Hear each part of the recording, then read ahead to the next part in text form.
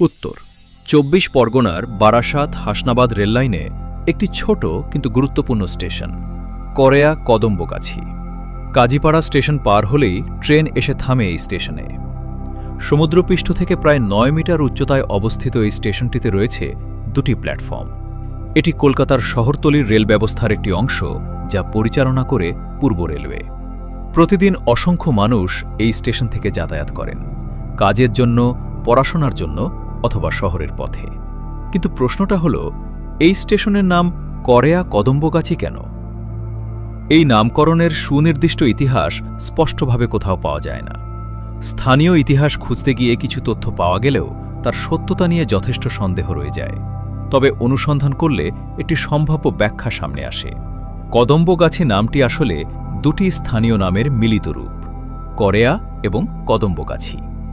বাংলায় এই ধরনের যৌথ নামকরণ খুবই সাধারণ ঘটনা, বিশেষ করে যখন একটি স্টেশন দুটি গ্রাম বা এলাকার মাঝামাঝি জায়গায় তৈরি হয়।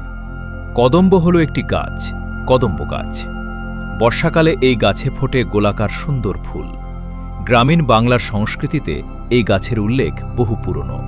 আর গাছি বা গাছি শব্দের অর্থ গাছপালায় ভরা এলাকা, অর্থাৎ কদম্বগাছি মানে হতে পারে কদম্ব গাছে ভরা একটি অঞ্চল। সম্ভবত একসময় এই এলাকায় কদম্ব গাছের সংখ্যা ছিল বেশি, সেই কারণেই এলাকার নাম হয়ে যায় কদম্বগাছি।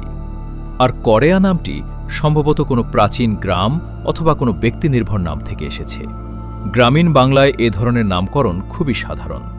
সময় বদলেছে, গ্রাম বদলেছে, কিন্তু নামগুলো রয়ে গেছে ইতিহাসের নীরব স্মৃতি হয়ে।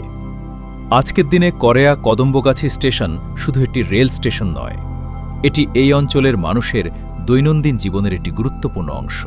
আর তার নামের মধ্যেই লুকিয়ে আছে গ্রামের ইতিহাস, প্রকৃতি এবং সময়ের গল্প। আমরা বারাসাত অনলাইন, আমরা বারাসাতের গল্প বলি।